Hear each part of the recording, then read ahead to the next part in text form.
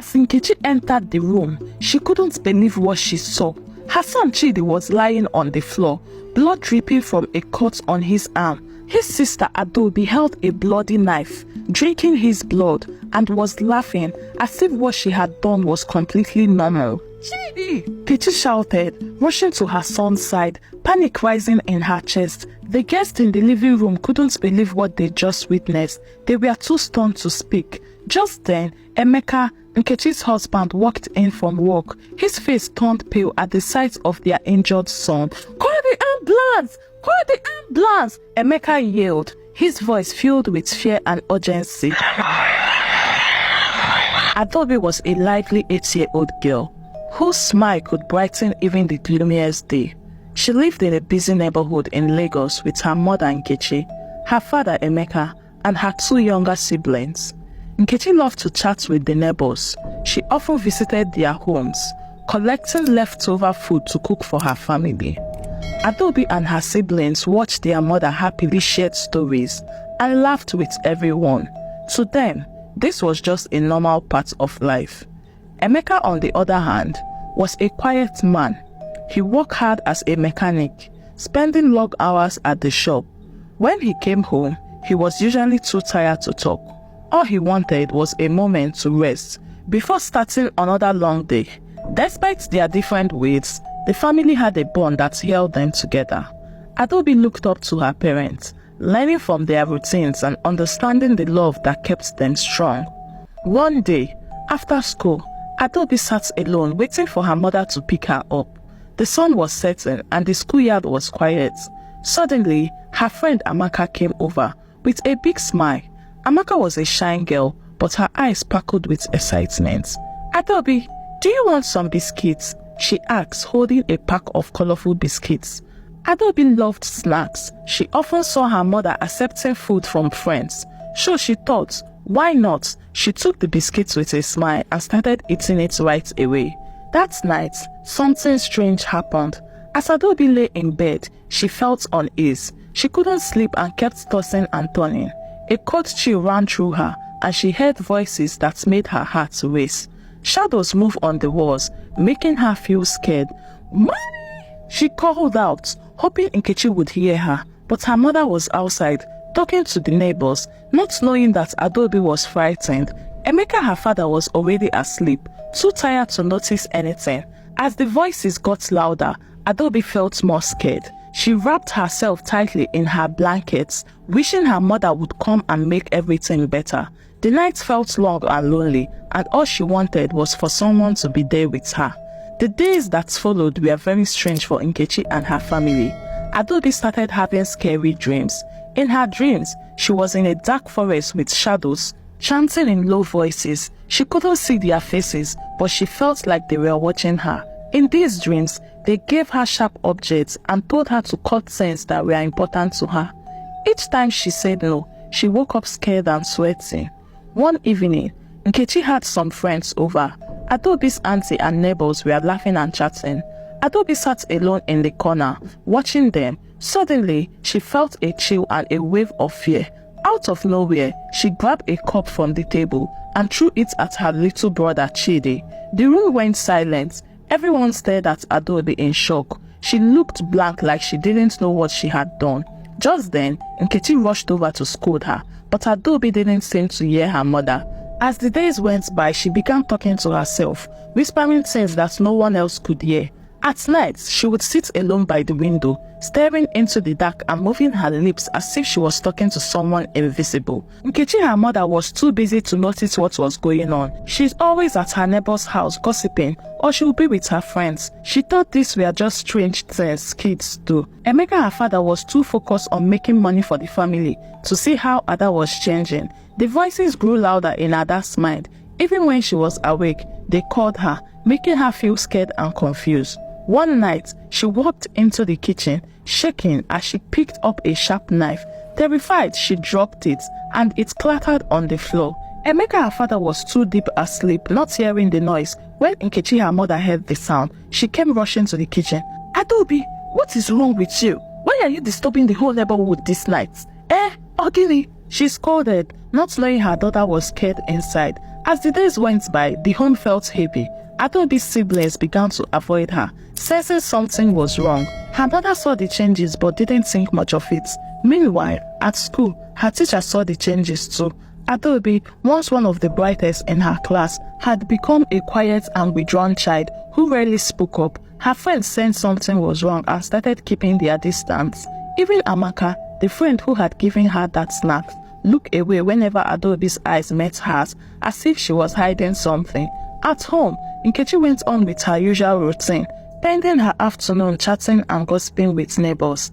Adaobi watched her mother from afar, feeling a storm of confusion and fear inside her.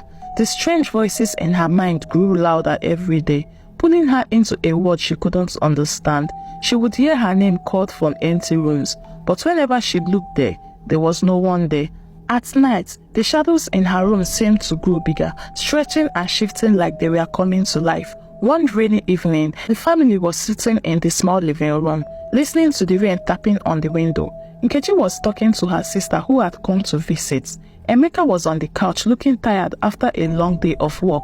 Adaobi sat on the floor watching the candle flame dance. She felt a cold shiver go through her body, and then, like before, the strange voices came again. In her mind, she was back in a dark forest, like the one she saw in her dream. They gave her a sharp knife and told her to stab her father, but she didn't want to. Adaobi tried to ignore them, but the feeling was too strong. Suddenly, she stood up quickly and knocked over the candle. The flame flickered and went off, leaving the room dark. Nkechi gasped in surprise, and Emeka muttered as he searched for his phone to use the flashlight.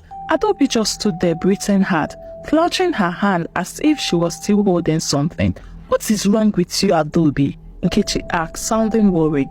Emeka finally turned on his flashlight, lighting up Ada's face. She looked around, blinking as if she had just woken up from a dream, and stared at her parents, looking lost. Nkechi, her mother, shook her head, murmuring about Adaobi's odd behavior, but Emeka only sighed, too tired to argue or pay any attention to it. They returned to their conversation, brushing off the moment as quickly as it came, but Adaobi couldn't ignore it. She felt something was terribly wrong, a heavy feeling in her heart she couldn't shake. It was like being stuck in a strange dream that wouldn't end. The voices in her head grew louder. The next day at school, Adaobi sat alone during lunch. She barely touched her food. She poked at the rice with her fork, feeling as if she had no appetite. Just then, she sensed someone standing beside her. She looked up to see Amaka, her friend, staring down with pale face and wide, fearful eyes. "Adaobi, we need to talk," Amaka whispered in a shaky voice, glancing nervously around the schoolyard as if someone was watching them. Adaobi felt a flash of anger rise in her, but suddenly, the voices in her head urged her to yell and push Amaka away. But she held it back, breathing deeply. Without saying a word, she gave a small nod, telling Amaka she was ready to listen. "Amaka, tell me the truth. What did you give to me?" Adaobi asked, her voice shaky. Amaka hesitated, biting her lip as she looked around nervously. It's just a biscuit," she said quickly, but Adaobi could see the fear in her eyes. Adaobi felt a strange and heavy feeling inside her, something she didn't understand. "You are lying, Amaka," she shouted out. Adaobi became angry. Amaka's face turned pale, and without another word, she turned and ran away, leaving Adaobi all alone. As Adaobi watched Amaka disappear, a mix of sadness and anger filled her heart. She didn't want to hurt anyone, but the voices in her mind kept pushing her to do something. She held her head tight, trying to block them out, but they only got louder. "What is happening to me?" she thought, feeling lost and confused. Adaobi took a deep breath, hoping the noise to calm down, but it didn't. She knew she had to find out the truth, even if it scared her. At home, her mother and father were oblivious about what she was going through, caught between what was real and the strange thoughts in her head. Adaobi felt herself drifting away from everything she once loved. One evening, while sitting alone in her room, Adaobi spotted her father's old toolbox in the corner. Curiosity sparked in her heart. As she walked over to it, her hands trembling, she opened the box and looked inside at the shiny tools. As she reached out to touch it, the voices in her head urged her to take one of the sharp tools. Fear gripped her as she quickly pulled her hand back, tears filling her eyes. What is wrong with me? Why are these voices telling me to do all these things? She turned to look at herself in the window. Instead of seeing the familiar girl she knew, she saw a stranger with a sad eye and a blank face, caught in a fight she didn't understand. The voices grew louder and louder, demanding her attention. Adaobi squeezed her eyes shut, pressing her hands against her ears, hoping to block them out. Please stop! Please just keep quiet! She pleaded silently, but the voices won't stop. Every day by day, Adaobi couldn't sleep at night. She was too scared to sleep. Bad dreams haunted her, and sometimes she felt like those dreams were following her during the day. One morning, as she sat at the breakfast table, she felt a shadow lurking in the corner of the room. They made her feel uneasy, but her mother Nkechi was busy talking on the phone and didn't notice. Her father Emeka had already gone to work, and his absence only made Adaobi feel more alone. Her younger sibling stayed away from her, looking at her with curious but cautious eyes. Meanwhile, every day at school, Adaobi kept falling asleep in class. Her teachers began to worry. Her eyes were blank, as if she was staring at something far away. Her handwriting, once neat and pretty, turned into a messy scribbles, and her grades dropped. During recess, instead of playing with her friends, she wandered around the playground, lost in her thoughts and listening to voices that seemed to come from nowhere. Her classmates noticed how different she had become. The cheerful girl they used to know was now a mystery they didn't dare approach. One afternoon, while swinging on the swing at the playground, Adaobi stared at the ground, her feet dragging lightly through the depths. Chineye, a sweet girl who often shared her lunch with her, walked over. Ada, are you okay? She asked softly. For a moment, Ada felt a tiny spark of happiness, a small break from the dark thoughts that clouded her mind. But the voices came back again, louder and more demanding, drowning out Chineye's word. Adaobi gripped the swing chain tightly, her knuckles turning white. She wanted to ask for help, but the voices warned her not to trust anyone or share her secrets. Chineye noticed something was off and gently placed a hand on Adaobi's shoulder, but Adaobi flinched and pulled away as if she had been hurt. Surprised, Chineye stepped back, leaving Ada to walk away, feeling confused and worried. At home, Nkechi noticed Adaobi was becoming more distant, but she thought it was just normal moodiness. Emeka, tired from his work, didn't see the sign either. Adaobi spent her evening in her room, staring at the ceiling and lost in her thoughts. One evening, while Nkechi was entertaining few neighbors in the living room, Adaobi sat quietly in the hallway. Out of sight, she watched her mother laugh and talk, feeling a deep sense of anger. The voices fed on her frustration, making her feel even more alone. Suddenly, she saw a glass vase on the side table, and in a burst of emotion, she threw it across the room, shattering it on the floor. The loud crash startled the guest, and Nkechi jumped up, shock and anger mixed in her face. Adaobi, are you mad? What is wrong with you? You want to destroy my home, Happy? Nkechi shouted as she rushed over to her daughter. Adaobi stood still, her face blank, while Nkechi scolded her loudly. Their neighbor peeped out from the living room. Children of nowadays don't have respect. They think we pluck money from the tree, Mama Izuna said. Emeka, who had been resting in the bedroom, came out to see what was happening, but quickly went back inside when he saw Nkechi's angry face. Adaobi's sibling watched from behind the kitchen door, their eyes wide with fear. Nkechi's anger turned into frustration. She grabbed Adaobi by the arm and pulled her to her room. You are a stupid girl. You are going to stay here until you learn to behave, she said, slamming the door shut behind them. Alone in her room, Adaobi sat on her bed, feeling like a storm was swirling around her. She hugged her nails tightly, feeling very lonely. She could see shadows of people in her room. It seemed to twist and change, forming strange faces she didn't know. She could hear soft laughter in the distance, echoing in her mind. Adaobi covered her ears, but it didn't help. The voices wouldn't go away. She felt trapped. The next morning, Nkechi acted like nothing had happened. She went about her usual chores, while Emeka left for work, giving Adaobi a quick nod without really looking at her. The house felt heavy and tense, filled with a feeling that made everyone uneasy, but no one could explain. Adobe was changing, and not for the better. She started drawing strange symbols in her notebook, even though she didn't know what they meant. Sometimes she would sit quietly, whispering to herself in a language that sounds strange and different. Her siblings began to keep their distance, and their mother, Nkechi, felt lost and confused. Emeka, her husband, was busy working to provide for the family, believing that everything would sort itself out and that their problems were small. One afternoon, Adobe came home from school with a sad look on her face. When Nkechi asked her how her day was, Adobe didn't say a word. Instead, she walked straight to her room and shut the door. Nkechi sighed, feeling both frustrated and worried about how to help her daughter. Inside her room, Adobe sat on the floor, staring at a sharp object she had hidden under the bed. She felt strangely drawn to it, as if it was calling her name. The voices in her head urged her to pick it up, promising that it would give her the power and make her feel in control. Adobe trembled as she ran her fingers along the edge. She didn't want to hurt anyone, but the voices in her head told her that this was the only way out. It would make the confusion in her mind go away and she would find peace. Adobe struggled with her feelings. She didn't understand the difference between good and bad. She felt herself being put deeper into darkness.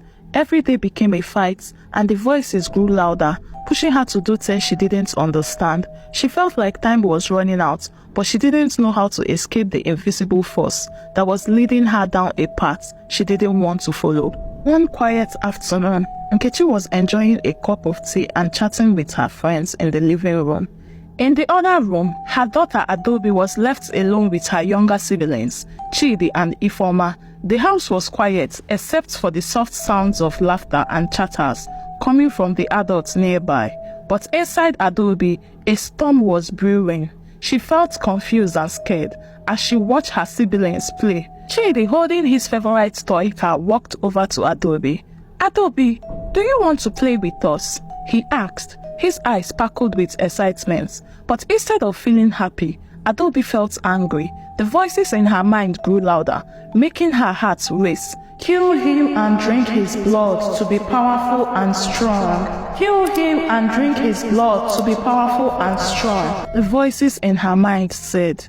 Before she knew what was happening, Adobe picked up a sharp knife that was close by. Her movements were quick and shaky as she lunged toward Chidi. "Kill him and drink his blood to be powerful and strong. Kill him and drink his blood to be powerful and strong," the voices in her mind said. Before she knew what was happening, Adobe picked up a sharp knife that was close by. Her movements were quick and shaky as she lunged toward Chidi. Just then, the knife slipped from her hand and clattered to the floor, and Chidi let out a terrified scream. Nkechi heard the commotion and rushed into the room. Her heart dropped when she saw Chidi on the floor, blood dripping from a cut on his arm. Ifeoma was coiled up in the corner crying loudly, and Adobe stood there laughing as if what she had done was completely normal. "Chidi!" Nkechi shouted, rushing to her son's side. The girls couldn't believe their eyes. They were too stunned to speak. Just then, Emeka, Nkechi's husband, walked in from work and turned pale at the sight of his injured son. Call the ambulance! Call the ambulance! Call the ambulance! Emeka yelled, his voice shaking with panic. Nkechi quickly pressed a cloth against Chidi's arm, trying to stop the bleeding. The room was filled with chaos as the sound of siren approached, and Emeka held Chidi tightly, his heart beating with fear. Immediately, Adobe regained herself. She stood quietly in her room, her face blank. The voices in her head had disappeared, leaving her in shock as she watched her family rush to help Chidi. She felt a heavy weight in her chest, realizing what had happened, but feeling strangely disconnected. The ambulance arrived quickly, and the paramedics hurried Chidi out on a stretcher. Emeka went with him, worry showing on his face. Nkechi, Adobe's mother, sat on the floor in disbelief, tears streaming down her cheeks as she tried to understand what had just occurred. When the ambulance drove away, silence fell over the house like a thick blanket. Nkechi's friend left quietly, their eyes filled with sadness, unsure on how to comfort her. In her room, Adobe stared at a sharp object hidden under the bed. The voices returned louder this time. Go and kill your mother. Go and kill your mother and be free.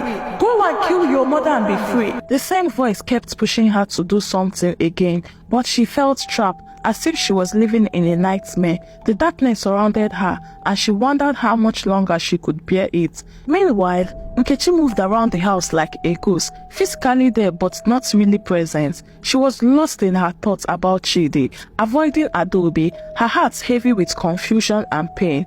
Hours passed, but it felt like days. Nkechi walked around the house, weighed down by guilt and sadness, while Emeka sat in the waiting room, hoping for good news about Chidi. The phone call that everyone feared finally came. Emeka's voice trembled as he spoke to Nkechi. Chidi didn't make it. He didn't make it. He didn't make it. He's gone. Emeka said, his sadness so deep that it felt heavy in the air. Nkechi sank into a chair, covering her face with her hands as tears streamed down her cheek. God, why? Why did you do this to me? Why did you allow my son to die? God, who did I offend? Who did I offend? Chidi, where are you? God, please. No, it can't be possible. Chidi cannot die just like that. No, Chidi, you cannot die just like that. You cannot die just like that. Nkechi said, crying. The news spread quickly through the house, leaving everyone in shock. Ifeoma, who was clinging to her mother, cried quietly in a corner, trying to understand the pain of losing her brother. In her room, Adaobi sat quietly, having overheard the conversation. The reality of what had happened hit her like a heavy weight. The house felt so quiet as her parents moved around in a daze. They barely spoke to her. It felt like she was invisible, drifting through rooms where her family once laughed and played together. As the family gathered in the small living room, Emeka and Nkechi sat close to each other, their faces tired and worn out from the heartbreak of losing their only son. Adaobi stood by the door, feeling lost and confused. She watched them, feeling a strange mix of guilt and emptiness, as if she didn't belong in her own home anymore. The funeral arrangements were rushed, with everyone feeling sad and confused. The house was empty and heavy with sorrow. Adaobi started acting differently. She became very quiet and spent all her time alone in her room. She kept thinking of dark thoughts. Sometimes she thought of burning their house down, or she thought of killing her mother. But Adaobi's parents, Nkechi and Emeka, were caught up in their own sadness that they didn't see how much Adaobi was struggling. One evening, Nkechi thought she heard Adaobi crying softly in her room. She walked over to the door and knocked, but there was no answer. Slowly, she opened the door and peeped inside. Adaobi was sitting on the floor. Nkechi felt a pang of worry, but she was so tired from her own grief that she quietly closed the door, wishing she could help both of her children. Adaobi, once full of life, had changed so much. The days after Chidi's death were filled with sadness. The house felt quiet and heavy, and Emeka and Nkechi were lost in their grief. They missed their son so much, and their hearts felt broken. But even with all the sorrows, something was bothering them about Adaobi. They didn't know what had happened on the day Chidi was hurt, and it was clear they needed answer. One evening, when the silence in the house felt too much to bear, Emeka decided it was time to speak to Adaobi. He walked to her room and found her sitting by herself, staring at the wall. Her eyes looked far away, as if she was in another world. Taking a deep breath to calm himself down, Emeka sat beside her and gently said, Adaobi, my sweet child, my baby, we need to talk about what happened to Chidi. We don't know how he got hurt, and we are confused. At the mention of her brother, Adaobi's heart began to pound. She had tried to stay unnoticed, hoping no one would ask her too many questions. But now, she knew she couldn't hide from the truth. I don't know, she whispered, her voice shaking. I didn't mean for anyone to get hurt. They told me As she spoke, Adobe felt strange whispers in her mind, making it hard to think clearly. It was like a voice was telling her to keep quiet, filling her mind with fear and confusion. She wanted to explain, but didn't know how to. Her mind felt like it was trapped in a storm. Emeka looked at his daughter, sensing her fear. He reached for her hand and said softly, "It is okay, Adobe. We just want to understand what happened. We are here to help you, my daughter." Adobe's eyes filled with tears. As she looked at her father, she wanted to tell him everything, but she didn't know where to begin. Nkechi stood by the door, watching Adobe with sad, tired eyes. Her face was red from crying. Adobe, please.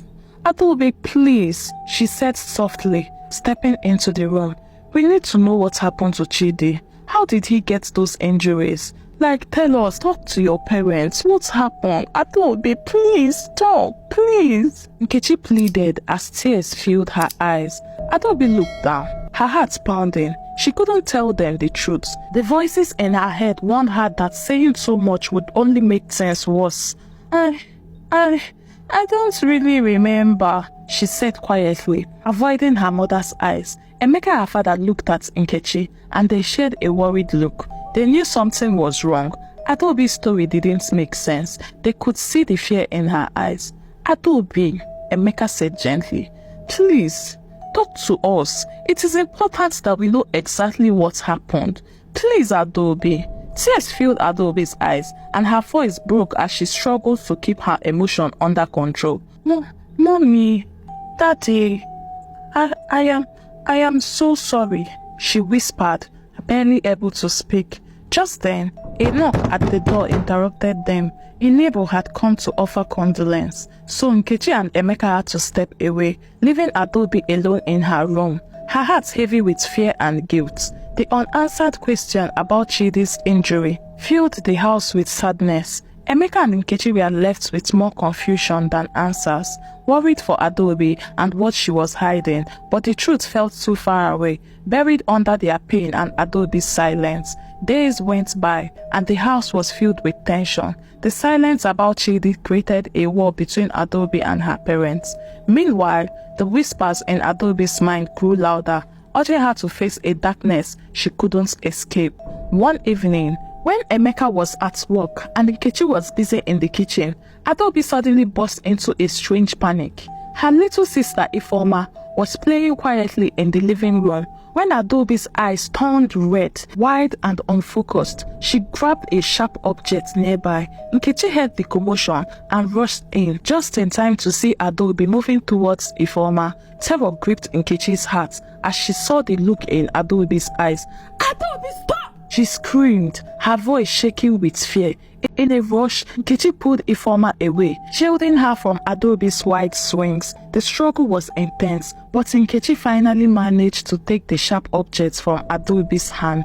She held Ifeoma close, calming her shaking daughter, her own tears streaming down her face. The knife Adobe had been holding fell to the floor, and Adobe collapsed, crying and shaking. She covered her face with her hands, as if she's trying to block out something no one else could hear. Nkechi wanted to confront her daughter, but fear and confusion held her back. What had happened to the sweet Adobe she knew? Ever since her brother's death, things had changed in their home, but this felt different and even darker. "Ify, my daughter, go to your room," Nkechi whispered, gently pushing Ifeoma towards the door. Ifeoma didn't want to leave, clinging to her mother's hand, but after a moment, she obeyed. Turning back to Adobe, who was still rocking back and front on the floor, Nkechi knelt down beside her, worry and sadness filling her voice. "Adobe, what is going on? Why did you try to hurt Ifeoma?" Through her tears, Adobe choked out, I didn't mean to, Mama. I am sorry. I don't know what is wrong with me. I keep hearing these voices. They are saying terrible things." Nkechi's heart sank. "Voices? Adobe, what voices are you talking about?" Adobe looked up, her face pale and tired. They said it's all my fault," she whispered, barely able to speak. They said I am the reason Chidi is gone, and I don't deserve to be here anymore. That I need to die too. Nkechi pulled her daughter close, her own eyes filling with tears. Adaobi was holding back, clearly scared of something she didn't want to say. Nkechi's heart felt heavy. Her daughter wasn't just sad. She seemed lost and weighed down by guilt and confusion. But even more frightened, Adaobi seemed to be slipping away into dark thoughts, and they were taking over her mind. Just then, the front door cracked open. Emeka, her husband, had come home from work. Unaware of what was happening, he walked in and saw Nkechi sitting on the floor, hugging Adaobi tightly, both of them in tears. His eyes widened as he noticed a sharp object lying nearby, and worry quickly spread across his face. "What is going on here?" Emeka asked, his voice filled with concern. Nkechi looked up to him, her face filled with sadness. "My love, it is Adaobi. She almost hurt Ifeoma today. She's saying she's hearing voices, Emeka. I don't know what to do anymore. We need help, Emeka. Please." Emeka felt a wave of fear rush through him as he understood how serious this was. He knelt beside Adaobi, his hands trembling slightly. "Adaobi, my dear," he said gently, "we are going to get you the help you need, okay? You don't have to face this alone. We are with you, okay?" Adaobi nodded, her face tired and full of fear, but there was a small flicker of hope in her eyes. Emeka and Nkechi looked at each other, both realizing this was too much for them to handle by themselves. That night, after Adaobi finally fell asleep, her parents, Emeka and Nkechi, sat quietly in the sitting room. They were both tired and worried. "We cannot keep ignoring this, Emeka," Nkechi said softly. "Adaobi isn't safe, and neither is Ifeoma. We have to find someone who can help her." Emeka nodded, a deep frown on his face. "I will talk to my doctor tomorrow. Maybe he can suggest someone, a counselor or a therapist. We can't let this get any worse." Their hearts were filled with heavy sadness and fear, but they were ready to do whatever it took to help their daughter. They knew it wouldn't be easy, but they loved her too much to give up. The next few days were quiet and tense in the house. Emeka and Nkechi were careful around Adaobi, afraid of upsetting her. Little Ifeoma, who didn't fully understand what was happening, noticed the change. She wasn't as cheerful, and her usual laughter were replaced by silence and worry. Nkechi kept her promise and spoke to a doctor. The doctor suggested a therapist who helped children dealing with tough situations. They set up Adaobi's first appointment, but Emeka and Nkechi couldn't shake their nervousness. They didn't know what to expect, but they hoped things would get better. One morning, Adaobi was sitting alone in the backyard. The voices in her mind were quiet, but they were still there. She picked at the grass, lost in her own thoughts. Memories of her brother Chidi filled her mind. His playful laugh, his big smile, and then the memory of him lying so still. She didn't want to believe that she could have hurt him, but the voices made her doubt herself. As Adaobi sat there, Nkechi slowly walked over, holding 2 cups of tea. She gently sat down beside her daughter. At first, she didn't say anything. They just sat together. Things had been tense between them, but Nkechi was determined to help her daughter. "Adaobi," Nkechi said softly, her eyes full of love, "I have set up a meeting for you with someone who can help you. She will listen to you and won't judge you. We just want to see you happy." Adaobi kept her head down, feeling nervous about opening up to a stranger. How could she explain the strange voices without everyone thinking she was mad? "Mama, I don't want to talk about it," Adaobi whispered. "I just want the voices to go away." Nkechi placed a warm hand on Adaobi's shoulder. "Sometimes, talking really helps, Adaobi. It is okay to tell someone how you feel." Tears filled Adaobi's eyes. The guilt she felt inside was heavy, like a rock she couldn't let go of. Nkechi pulled her into a tight hug. "My baby, no matter what, we will get through this together." One afternoon, after school, Adobe came home and found her father waiting on the front porch. He looked worried. He patted the spot next to him, inviting her to sit down. They sat quietly for a moment, letting the silence calm them. Adobe, Emeka said softly, I keep thinking about your brother Chidi. I wonder if I could have done anything to keep him safe. Adobe's heart ached, knowing Emeka was blaming himself. She reached for his hand. Papa, it wasn't your fault, she said, her voice steady and strong. Emeka gave her a small sad smile. My daughter, it is normal to have these thoughts after losing someone we love. I know you are hurting too, Adobe. Just remember you are not alone. We love you so much, and we will help you find peace. The weight of Emeka's words stayed with Adobe. She thought for a moment about sharing her secrets, but was too scared. Instead, she leaned on his shoulder, feeling a little safer just being close to him. Over the next few weeks, Adobe's angry outbursts became less frequent, but the strange voices didn't stop. One night, when she couldn't sleep, Adobe got up and quietly wandered through the house. The moonlight shone through the windows, making long shadows on the floor. She stopped outside Ifeoma's room and peeped in, watching her sleep peacefully. Love and sadness filled her heart. Ifeoma didn't know anything about the voices or the troubles Adobe faced, and she silently hoped it would stay that way. The next day, Adobe found herself sitting nervously in the doctor's office. The room was very quiet, and Adobe sat stiffly, gripping the side of her chair.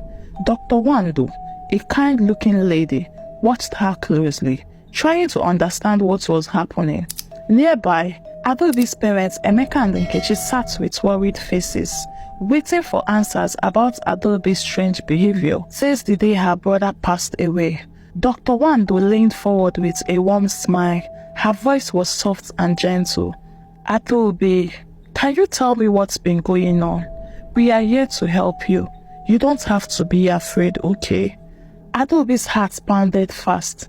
The voice inside her head was quiet now, but she knew it was still there waiting. She stared at the floor, afraid to look up at the doctor.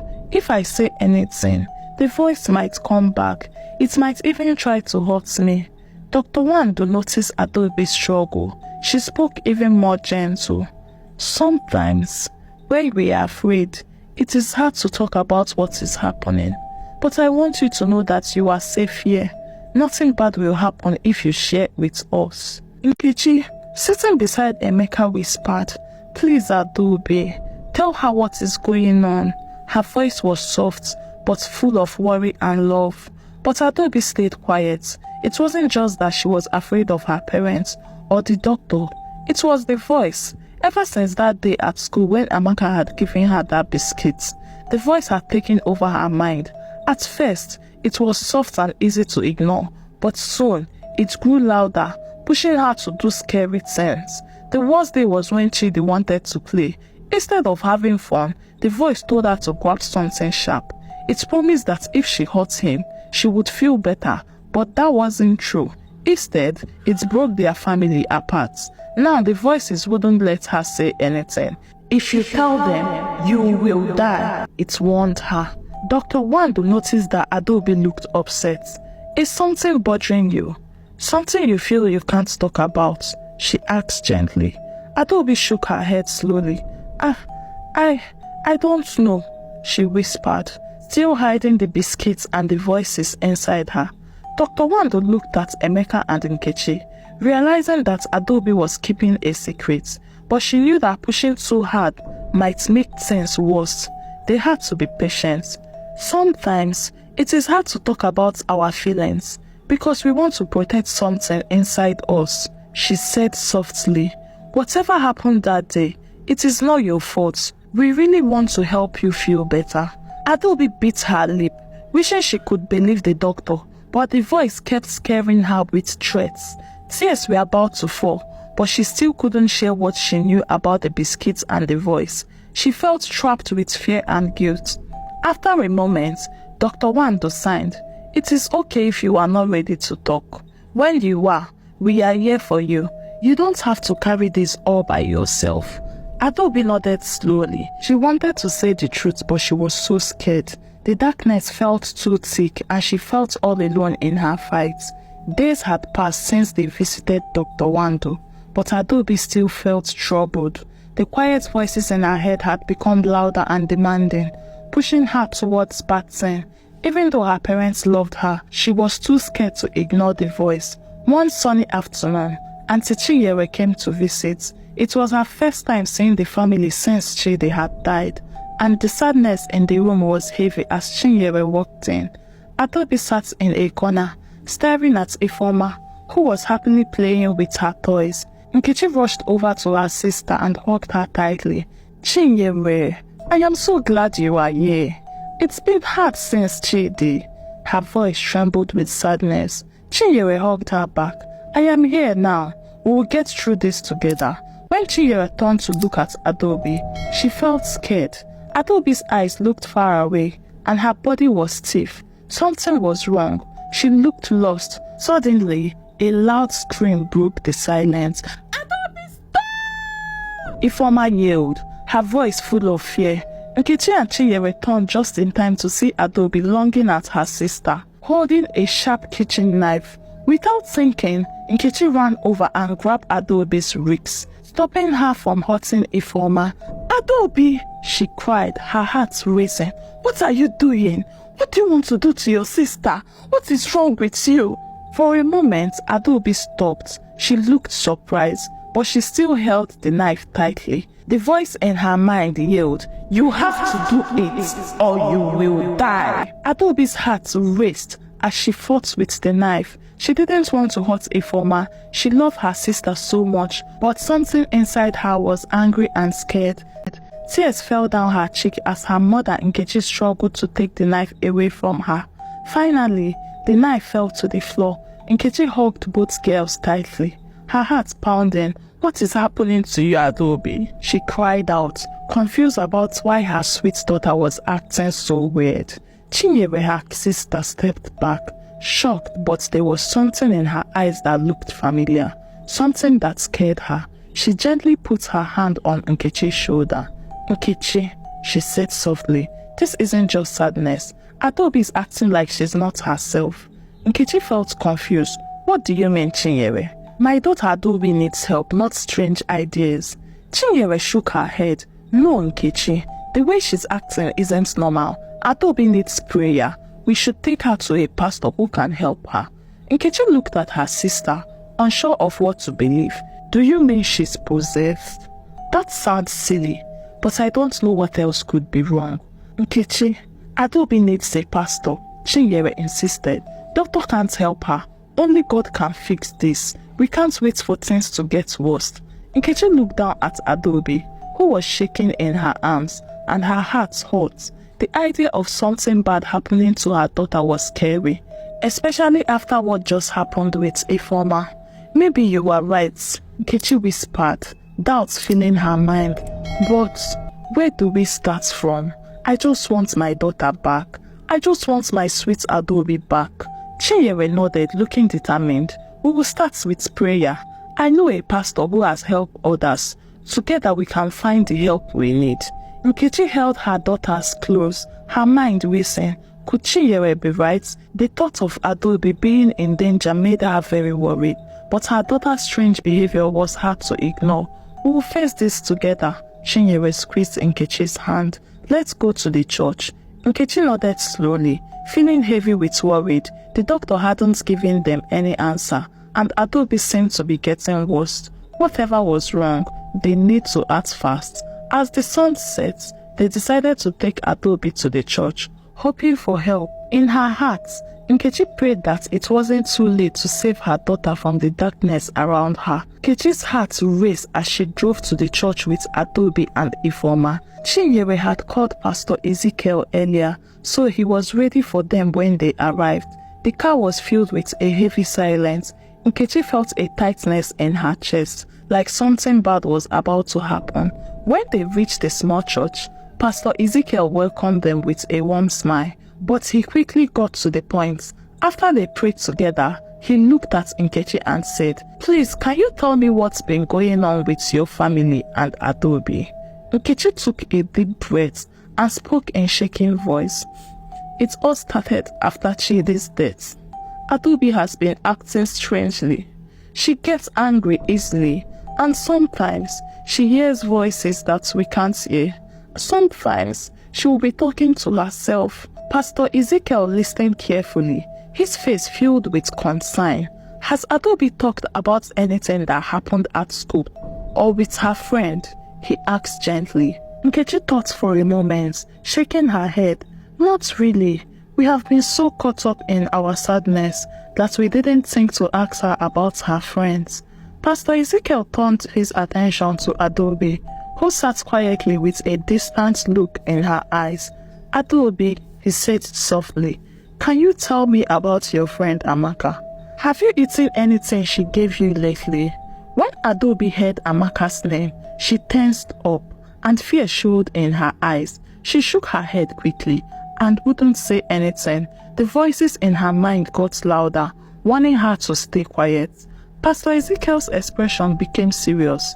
"Adobe, I know you are scared, but it is important to talk about it. The darkness inside you wants to stay hidden. God will help us find the truth." Pastor Ezekiel stood tall, his voice strong as he began to pray. He called on God's power to help Adobe, who was in trouble. Suddenly, Adobe let out a loud scream. She clutched her head, trying to block out the scary voices in her mind. Nkechi, her mother, rushed towards her, but Chinyere, her sister, held her back, saying, "Nkechi, be calm. Let the pastor help her. This is what she needs." "The Lord is showing us something important," Pastor Ezekiel said, his voice steady and strong. "Adobe is being attacked by evil forces that we can't see. Her friend Amaka is not who she seemed." Nkechi was shocked. "Amaka? But she's just a little girl. They go to school together." "The world can be deceiving, Nkechi," the pastor replied seriously. "In the spirit world, Amaka is an old woman. She's working for dark forces. She had been sent to take away souls." Nkechi felt her heart drop as the pastor explained how Amaka's mother had made a dangerous deal to get a child without knowing it would bring evil into their lives. Amaka was an old woman that was sent to her mother as a child. When Adobe took that biscuit from her, she was pulled into the dark world. Tears filled Nkechi's eyes. "Oh God, what is happening to my daughter?" The voices Adobe hears are spirits trying to take her away, Pastor Ezekiel said, his voice gentle but firm. "But don't worry, there is hope. God loves us and we can save her." With that, Pastor Ezekiel prayed even harder, his voice raising with strength. Adobe twisted and turned, as if a great fight was happening inside her. After what felt like forever, she let out one last scream and then collapsed into Nkechi's arm. Tired but calm, the heavy feeling in the room lifted and a peaceful quiet took its place. Kneeling next to Adobe, Pastor Ezekiel gently placed his hand on her head. "You are free now, my child. God has saved you." Nkechi hugged Adobe tightly, feeling so relieved. "Thank you, Pastor. Thank you so much for saving my daughter. Thank you. Thank God. Thank you." As they left the church, hope filled the air. Although Adobe still looked shaken, she seemed more like herself again. The dark forces that had haunted her were gone, replaced by a bright, calming light. The moral lesson of this story is: 1. Be cautious with gifts. Parents must teach children to avoid accepting food, gifts or favors from anyone, as evil can be disguised in seemingly innocent gestures. Children should learn to discern and refuse such offers, no matter how tempting they may seem. 2. Lead by example. As a parent, you should be careful of what you do in the presence of your kids. If children observe their parents accepting favors or gifts from neighbors, they may think it is the right way of life. It is crucial to be mindful of the habits cultivated within the home. 3. Spiritual vigilancy. Not all problems can be solved through physical means alone. Seeking spiritual guidance and protection is essential, as unseen forces may be at play. If you want to survive in this world, you need to be spiritually fit. Thank you for watching this story up until now, and I would like to ask you a question. Drop your reply in the comment section. Do you think Nkechi was too careless with her family? Like, she doesn't pray, she doesn't care, she's always with neighbors talking, she didn't even pay much attention to the family. Do you think it was her fault that she lost her child, Chidi? I would like to know your thoughts about this story as well. You can drop a comment in the comment section. And if you enjoy this story, I think you would like the next story above you. And do not forget to like this story, drop a comment, share this story to your family and loved ones. See you in the next story. Have a blessed day. Bye.